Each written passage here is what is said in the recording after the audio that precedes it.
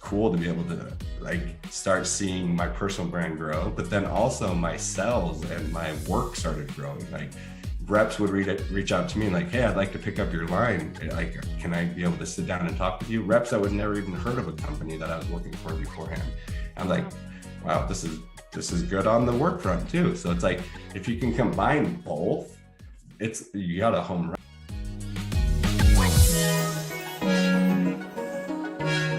Welcome back to today's Medical Sales Leader. I am your host, Claire Davis, and I am so glad you're here for this conversation today with Johnny Caffaro. Johnny Caffaro is one of the foremost leaders in the medical device space. He's worked at some great big companies, he's worked at some international companies, and he's boiled his experience down for us so that we can learn just how to connect with people over social media to promote a professional brand that excites and attracts the right audience. And listen, it's not as hard as you think. So I'm thrilled to present this conversation with Johnny to you so that you can hear the reality of what it is to actually build a personal brand that can support you in your medical sales journey and make warm inroads with people before you even meet them. So stay tuned.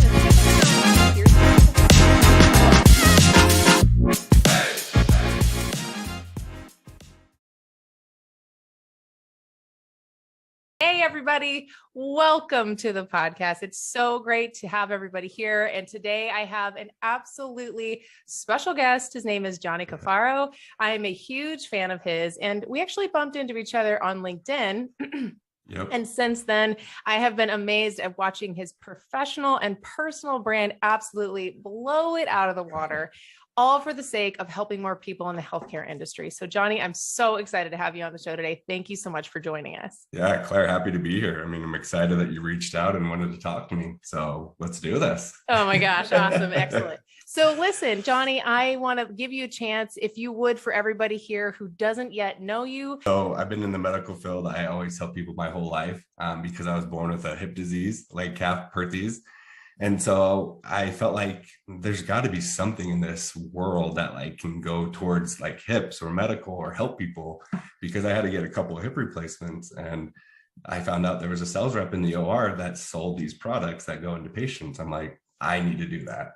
Mm-hmm. And so I started off my career with Stryker Orthopedics as a sales rep in Washington State, covered up in Spokane, where you live, Claire, and moved over to Tri-Cities, Yakima, all over the place. And I was like, and so I looked up some leadership qualities within our industry.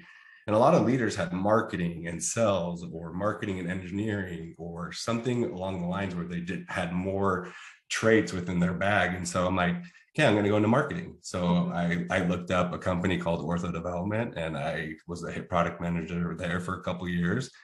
And then moved on from there and became a global manager, then a director of sales for a company called United Orthopedics.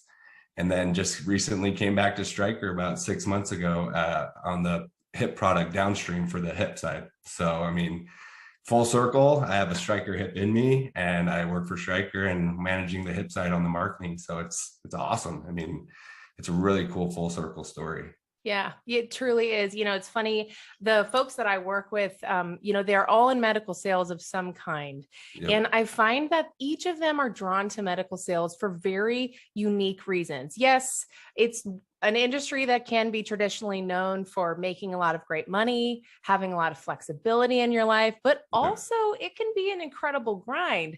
But I find that people that stay tend to do so because they have a tie to the industry, whether Yep. it's personal or they know somebody who's gone through, rigorous cancer treatment, or they've lost a loved one, and it hits them right in the heart.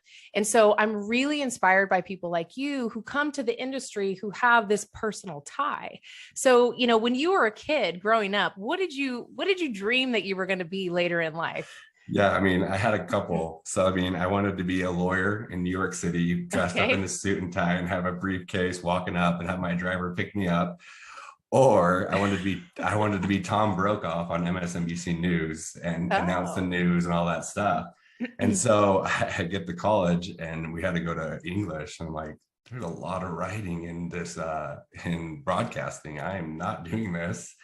I do not write well. I do not want to write papers. So I'm going to go a different avenue. And Yeah. I just went into sales instead. So, but yeah, I mean, those are the two biggest ones that I wanted to do. And I definitely fell short from both of those. Oh. But you know what? You don't give yourself enough credit. I love it about you, but I would say one thing that I see consistently, whether it's chatting with you or when I see any of your content that's online, is you are always incredibly positive, Yep. and you clearly know how to develop relationships. And these days, sales, if you had been in a sales training 15, 20 years ago, it would have been challenger selling and maybe an Yep. intro to consultative selling. If we want to be competitive today, that's dinosaur stuff, Yep. right? I mean, so today it's so much based on relationships, which I guess it always Absolutely. has been, but especially in the last 2 years, I really want to hear from you how it's changed fundamentally by the way you're able to actually get in front of people and start attracting them to you instead. Because I see you on social media and you develop this incredible, approachable, fun, and intelligent brand.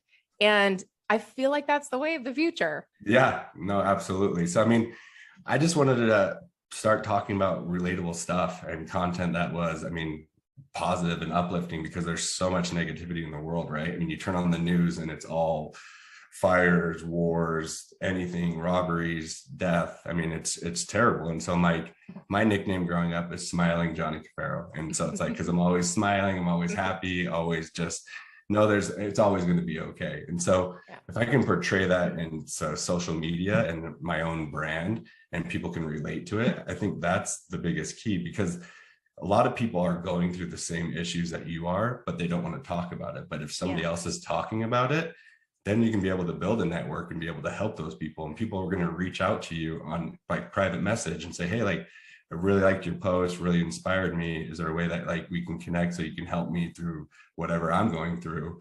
And then vice versa. Is just like I walk into a building and people already know who I am because of that, because of my own personal brand. And Yeah. like I was telling you earlier, I'd have to like create my own persona and walk into a hospital like, hey, Johnny Utah's here. Don't worry. Like, you'll remember Point Break back in the 80s. And everyone's like, wait, you live in Utah and your name's Johnny? I was like, that's perfect. But now I You're don't like, have to whatever really, works. yeah, exactly. But now I really don't have to do that because I've built trust, I've built relationships, I've built a network that people can be like, hey, Johnny's a trustworthy guy. He knows what he's talking about. And he can be able to deliver on what he says. I think that it's beautiful to see this new wave of companies and professionals leveraging a personal brand. But, you and I have talked many times about how it's not easy and most people don't even know where to start. So can you take us back a little bit to when you started thinking, hey, I've got a voice, I've got something to say. I have a story that I feel like will resonate with other people, and I'm going to give this personal brand thing a try. Can you Yeah. walk us back there and tell us sort of how you began? Yeah. So, I mean, like you said, I have a story and I wanted to be able to share a story of what happened to me and how I overcame 3 hip replacements and Mm. had to overcome losing my job and trying to figure out how to get a job. And so, like, all my content is relatable because everybody has gone through that. Everyone has been fired, maybe. I mean, knock on wood, some people haven't, but everybody has had injuries or issues on those kind of things. And so I'm like, you know what? I'm going to tell my story and I'm not going to care who likes it or how many views I get. I'm just going to go with it and be consistent. And I just started posting and I would just turn my phone off and like, I don't know how this is going to take. This is kind of scary.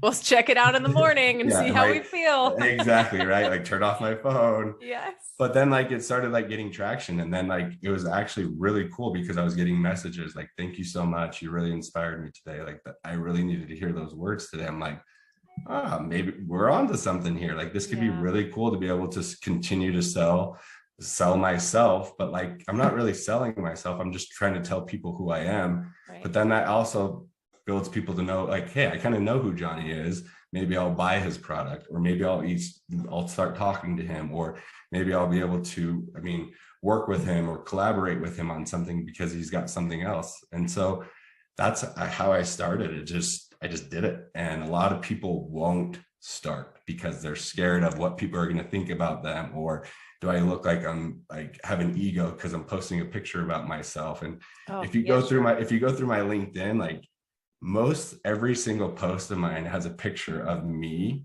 or I'm in a picture with somebody, because it's still my brand, it's still my page, but like I'm talking about something completely different. I'm not saying, hey, look at me, here I am, I'm in the suit, or look at my shoes. Right. But I also want to be able to make sure like every time I do post, like they're seeing me, that I'm coming up on their feed, I'm coming up, because not just my name, because an image goes a long way, right? Instead of just words. And so I think that's where I started. And I mean, it was cool to be able to like start seeing my personal brand grow, but then also my sales and my work started growing. Like reps would reach out to me and like, hey, I'd like to pick up your line. Like, can I be able to sit down and talk with you? Reps that would never even heard of a company that I was working for beforehand.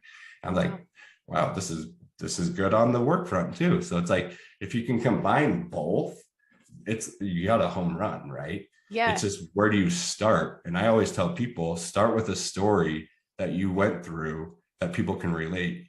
And then, and then have a positive twist on it and how you came out of it, because that's what people want to hear. Yeah. Yeah. And, I think if I could go back to many of the stories throughout my career that made an impact on me, all of them have a business lesson, whether or not I realized it at the time. Right. Exactly. So true. I worked closely in support with this rep down in Los Angeles, and she was a phenomenal human being. One of those people, so funny that you were definitely shooting milk out your nose by the end of the time that you're riding along. Like, she's hilarious, effortlessly hilarious. Yeah. But one thing I learned from her is we would go into these accounts and we would see our competitors all over the OR. We'd see our competitors' kits in the pathology lab. It was a very, there was a lot of competition in our face. Yeah, absolutely.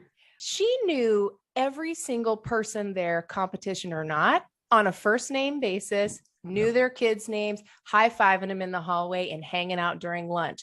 And initially, Johnny, I truly didn't understand. Yeah. Initially, I thought, wait a minute.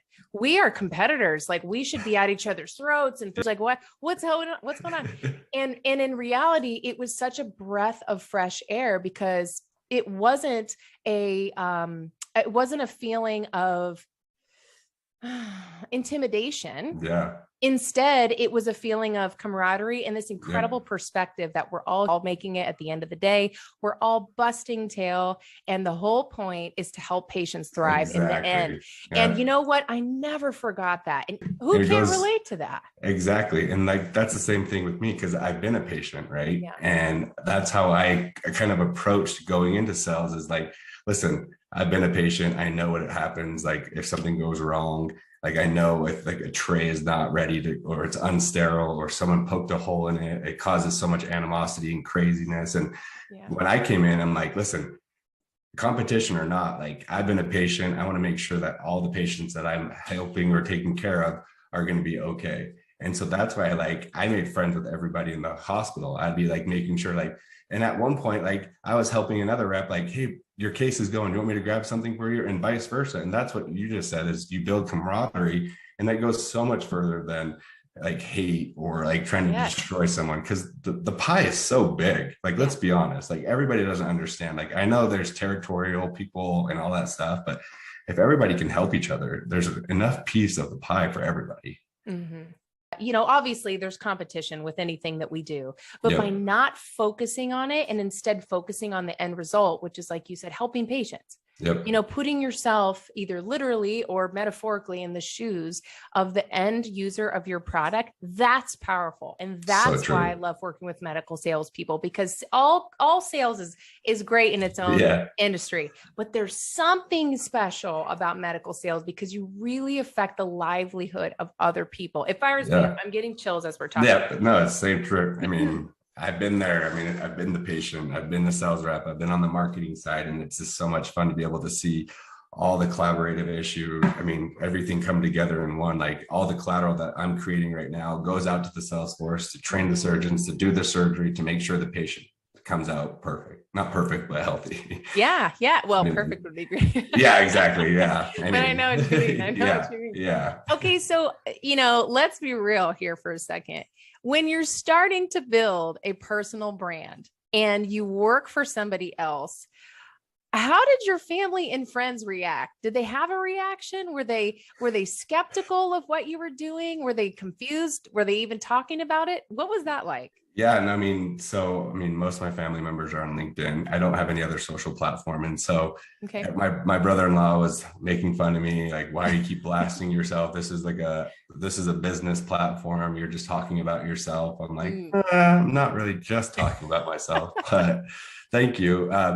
And though, I mean, at first everyone thought it was silly and everyone thought it was, I mean, what are you doing? Even I can say it now, but my ex-employer was just like not happy about me building a personal brand because you can't be a spokesperson. You can't be this, but I was like, I'm not doing anything. I'm just showcasing our product and what we're doing. But I feel like a lot of people are going to judge you, and you have to be okay with like, you're made a choice and you're going to continue it. Because if you start listening to the naysayers, I mean, you're going to stop. But if you have a backbone and a strong thing, like you have a purpose, you know where you're going, nothing stopped me. I mean, thanks guys. I'm going to still post. You can like it if you want. I mean, at first I was just sending the link of every post that I would do to a family group chat. Yeah. Just be like, hey, do you guys want to like this? Like, what do you guys think? And I'd get funny jokes back or whatever, making fun of it. But like, in all reality, like it started catching on. And then like my brother, he started to be like, oh, this is great. We need to be able to do this. And then Caffaro's Shoes LinkedIn page has gotten bigger and bigger just because he saw the presence of what mine was doing. He's like, okay, we got to do something. And so I feel like if you do it long enough, people will follow if you're doing it correctly. And I think that's the cool thing, because you want to be a leader. You don't want to be a follower. And so if you already have a decision that you're going to do it, keep doing it. Don't stop and follow somebody else's lead. I love that. I love that. And you know what? Listen, for anybody who's in the field out there, like you already know how hard it is to get in front of our customers right now. I mean, the last couple of years has been, you know, every version of a hybrid work environment. So just even beginning to start on this train, I mean, already you're putting yourself in front of your customers by using one of these. And I'm holding up my iPhone. And truly, I think that's the way that companies are starting to wake up and point as well, because I see companies even like LinkedIn, you know, deeply investing in the creator community. I see companies out there who are focusing so heavily now on creating these internal brand champions. And it seems to be the way that business is going, because look, at the end of the day, we still want to work with people we like. Yeah. And that's 100%. Yeah. And the thing is, like, I think where we need to start adapting as companies and as individuals is that a long time ago, we never really marketed to patients, right? We only really truly marketed to surgeons or healthcare providers, or that's the marketing material that we would have. But now, like now that everybody is on a social platform, that everybody is on LinkedIn, or their mother, their father, their grandma, they're going to look up their surgeons on LinkedIn or social platforms and check them out. And if you're a rep or an individual or sales manager and you're posting something, within like 5 square miles, you're going to get maybe 1,000 views on your very first post within that area, let's say in Oklahoma, and people are going to know who you are, right? And so that's going to be huge. Like you said, you can't get into offices as easy, you can't get into clinics as easy, but you can you can do a single post talking about who you are, starting the conversation, and maybe 10 surgeons saw that post that day, and then you wouldn't have had any. And so like, that's where you start creating your own brand within your own work environment as well. Yeah. Yeah, absolutely. It probably encourages other people on your team to sort of take charge as well. Have you seen that? Have you seen kind of like a influence on your team of like, okay, Yeah. Johnny's doing it. If Johnny can do it, I'll give it a try. No, absolutely. So, I mean, if you look back over the last 6 months, like my boss's boss, everybody has started like jumping on the LinkedIn bandwagon. It's been awesome because you got to be able to showcase what you're doing, right? And it's fun to be able to show, hey, we're at this event, or we're showcasing this, or we're doing this. And at first, like, people would only like the company page, or they would only share the company page instead of showing what they're doing. But I think everybody, as you can see, like, it's gotten bigger and bigger, and everybody's starting to like, come on. Like, my boss didn't even have the LinkedIn app on his phone. You're bringing everybody into the I know. I was like, come on. I was like, let's go. And but then it was just like, after that, like he was like, I love it. This is great. It's more exposure. It shows everybody what we're doing. And it's not everybody's cup of tea. But if you can be able to get people behind it and show what you're doing is good, I think a lot of people will follow with you. I think so too. I think it's a rising tide lifts all ships, but also, it's less scary when you don't go it alone. For a lot of my clients, we talk about building your brand with a partner. Yep. You find someone who's also interested in that, and you can support each other through it. So I really like that it's catching fire with your team. I think that's awesome. No, it's awesome. So I don't want to glaze over something that you mentioned earlier, which was you mentioned Caffaro shoes. So, so what's funny? So I know your story. Yep. And when I was working in the OR back in the day, I remember going into a surgical suite, and at the time I was wearing heels. I had a nice dress on, and I was working, and I was working in Roseville, California. And I walked in, and it was my very first case. I was shadowing, and they said, okay, here, put these booties on. So I had to poke the heel through the booty so I didn't slide around the OR. Oh my goodness. What I wouldn't have done to have a comfortable but classy pair of shoes on that were heels. So tell us a little bit about this Caffaro shoes that you've got going on. No, so I mean, our parents dressed us up when we were little in bow ties and all that stuff. And like, me and my brother really loved fashion, and we wanted to keep it up. And so, I mean, he started the shoe line. He's like, Johnny, let's do this. Let's create something, because we are Italian. We love our last name. So we wanted to put it on something. And so then, I mean, I was like, EJ, what better perfect industry that we're in is in the medical field. Everybody dresses up. But the issue is the comfortable shoes are ugly. I mean, I think they're hideous. And I mean, no offense to anybody that wears them, but I won't say what they are. Okay. I have them on right now. It's fine. It's okay. But then also, like, the stylish ones are super expensive, and sometimes they're not even that comfortable. So I'm like, let's create a really stylish, comfortable pair of shoes, something that I'm going to need to wear because I've had 3 hip replacements that I can wear all day. And like, let's start pushing it. And so, I mean, as you can tell on my LinkedIn, I don't really try selling it. I just wear them. And I mean, that's how I approach it. But of course, we have our Caffaro page that sells it and does all that stuff. But it's just become more like all my surgeons are buying it. And I mean, they're supporting me in that aspect. Now we have sales reps buying them. And it's just been a really cool thing to be able to go and Italian design, made in Spain. And we have no overhead. It's a drop ship straight to you. And so it's been really cool, a little side hustle, and be able to, I mean, you can tell I have Nikes, but I have way too many dress shoes on top of I have a shoe problem. Let's just put it that way. Okay. Who has more shoes in their closet, you or your wife? Tell us now. Live. That is me by like 3 times. Yeah. It's bad.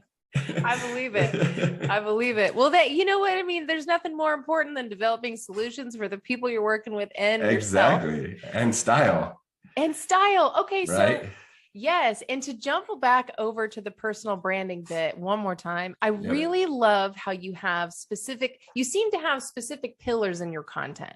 You Yep. talk a lot about motivation and mindset. Yep. You're clearly passionate about supporting your team, and you talk about having style in the field, which Yeah. is important to all of us. I mean, everybody cares, how they look, and they want to present themselves as representative of their character, but also Exactly. look great and feel great doing it. So what are those pillars that you focus on, or do you create content that way with specific pillars? No, I definitely do. So, I try to make sure that I hit each content, periodically, right? So I don't overwhelm one or another, but yeah, fashion is one of my pillars that I talk about, right? And then motivation, things that are getting it, like how you overcome like my hip replacements, getting fired from my job, driving to California, being on a suit on the beach, sweating.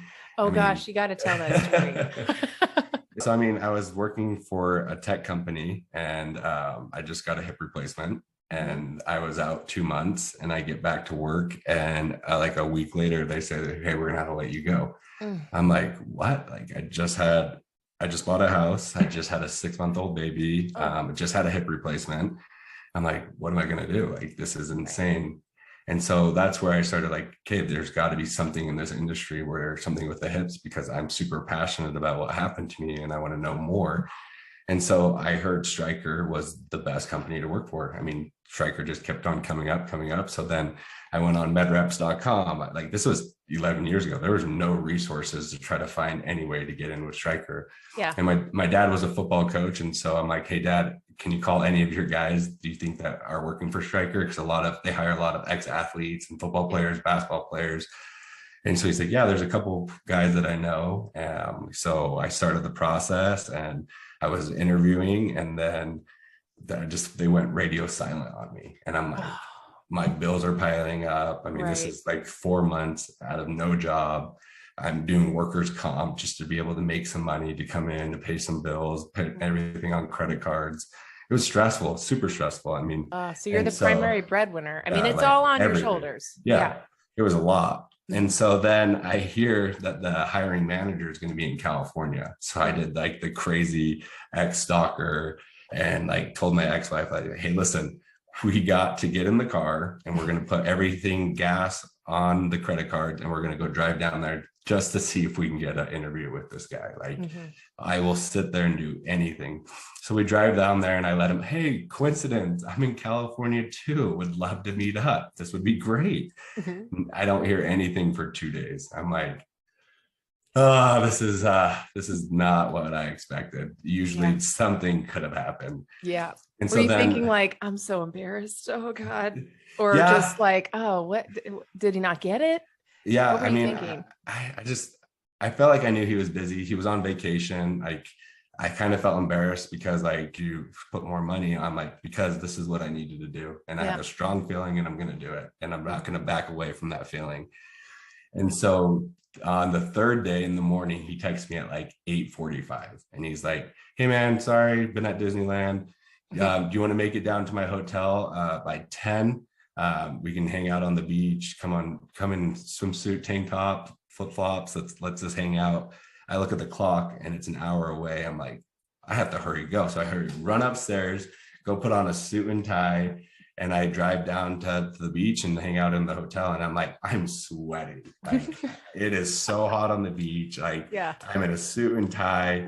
And he was so impressed with the fact that I came in a suit and tie he didn't even know. He thought I was there just for fun, for vacation. And I was like, no, dude, I came to meet with you to make sure that I could be able to be face to face, because the interviews have stalled. And then the next day I got the job offer, and they relocated me to Washington State. But little did I know, a guy interviewed with Spencer right after, and he had 7 years of medical experience, and he had a tank top and flip-flops and shorts on.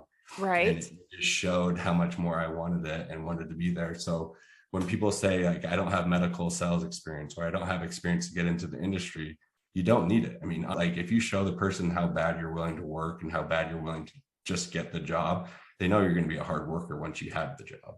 Yeah. So that story really projected and changed the whole career of my life. I mean, not just career of my life, but like showed me like what I have deep inside me to succeed and like prevail, because I had nothing to fall back on after that. If I didn't get that job, it'd be like back to medreps.com, I guess. All the chips were in. I love that story, Johnny. I just feel like there are so many ways to stand out. Yep. And time again, you show us that whether it be online, whether it be in person, whether it be in the OR, being relatable and going that extra mile wins. Yep. And it can win, And so, for anybody listening, I hope that this really encourages you to see, Johnny is the proof of, if you really want something and you can find a way to connect with those decision makers in a different way, to get out in front of that train and make yourself be seen, opportunity awaits for those who can help themselves stand out. And I think you've done it. I think you've done it over and over again. Yeah. I mean, if I didn't keep posting stuff like that, we wouldn't ever connected, or we wouldn't be on this podcast right now. And so you are going to stand out. I mean, listen, you're going to get haters, you're going to get the naysayers, but like, you just got to be able to have your own voice in your own head. Say like, I'm going to do this. I'm going to keep going, because like you just said, when you create that powerful brand and everybody knows who you are or what you represent, and it builds trust, it builds dependability, reliability, then it's going to go a lot longer for you, not just in your personal life, but in your career and everywhere else, because you're building more confidence in yourself as well. Because when you have success through your personal brand, you're just gonna be like, I want to keep going. Like, this feels great. Like, let's go. And there's no better place to do it than on LinkedIn. Right? Exactly. That's the only place. I'll tell you what, it's so positive over there. I feel truly blessed being on there. So listen, Johnny, I mean, I know that you are all about relationships and positivity. So if somebody wants to follow you, find out more about you, find out more about Caffaro Shoes, where would you like them to seek you out and connect with you online? Yeah, LinkedIn. I mean, just search my name on LinkedIn. Love to connect, help out anybody possible. And then Caffaro Shoes on Instagram. CaffaroShoes.com is our landing page, and then Caffaro Shoes on LinkedIn. I mean, all aspects you can be able to get a hold of me. So it'd be awesome.